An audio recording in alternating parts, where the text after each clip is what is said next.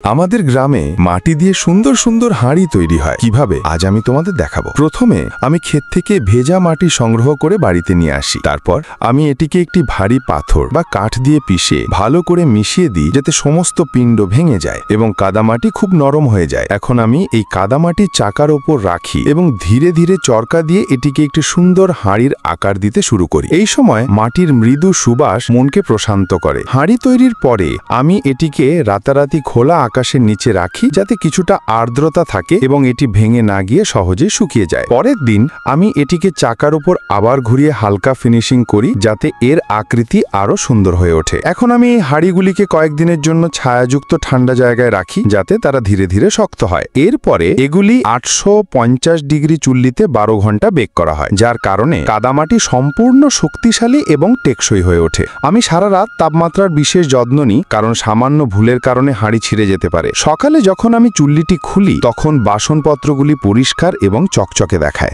কিন্তু আসল রং এখনো আসেনি। এখন আমি ধীরে ধীরে রঙিন পলিশে ডুবিয়ে রাখি, যা এখন সাধারণ দেখাচ্ছে, কিন্তু দ্বিতীয়বার ধোয়ার সময় এগুলো জলজল করে। যেখানেই ফাটল দেখি আমি মাটি দিয়ে ভরাট করি যাতে প্রতিটি পাত্র সম্পূর্ণ এবং সুন্দর দেখায়। তারপর আমি আবার 1200 ডিগ্রিতে 13 ঘন্টার জন্য বেক করি যাতে পলিশ পাত্রের ওপর ভালোভাবে লেগে যায়, এবং অবশেষে আমি প্রস্তুত পাত্রগুলিকে খোলা বাতাসে একটি ঠান্ডা জায়গায় 48 ঘন্টার জন্য রাখি যাতে সেগুলি সম্পূর্ণ শক্ত হয়ে যায়। আর দেখো, আমার হাতে তৈরি এই সুন্দর মাটির পাত্রগুলি প্রস্তুত।